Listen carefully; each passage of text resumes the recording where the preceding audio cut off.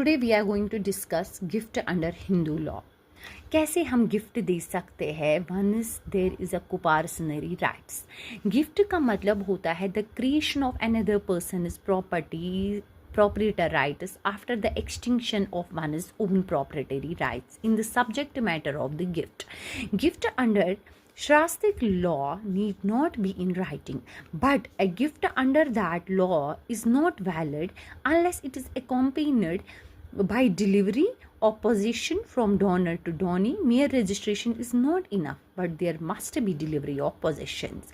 इसका मतलब सिंपली ये होता है कि जब भी हम किसी को गिफ्ट देते हैं हम एक का राइट दूसरे पे क्रिएट करते हैं। अगर हम देखेंगे कि जो शास्त्रिक हिंदू लॉ है, ज़रूरी नहीं है कि जो गिफ्ट है वो राइटिंग में हो, बट वो क्या होना चाहिए, there must be delivery of possession of that property.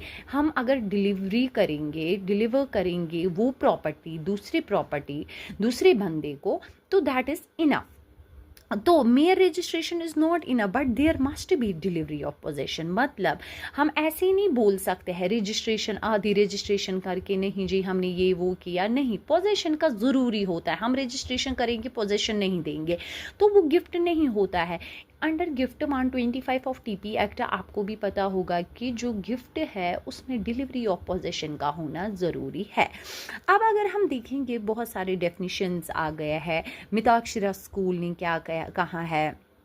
According to Mitakshara, a gift जो है consisting in the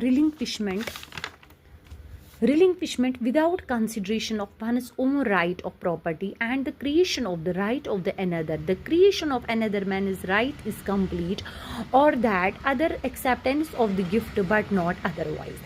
That means Mitakshara बोलता है कि गिफ्ट मतलब क्या होता है। गिफ्ट का मतलब होता है कि जब एक बंदे का राइट जो होता है वो रिलिंक्विश खत्म हो जाता है, वो दूसरे को गिफ्ट देता है विदाउट कंसिडरेशन, उसमें कोई पैसा नहीं होता है, वो अपने राइट को दूसरे अपना राइट खत्म करके दूसरे का राइट क्रिएट हो जाता है। ठीक है, और इसमें एक्सेप्टेंस भी ज़रूरी है। जब एक बंदा एक्सेप्ट करता है तो तभी तो गिफ्ट मिलेगा। डोनर टू डोनी एक्सेप्टेंस होती है।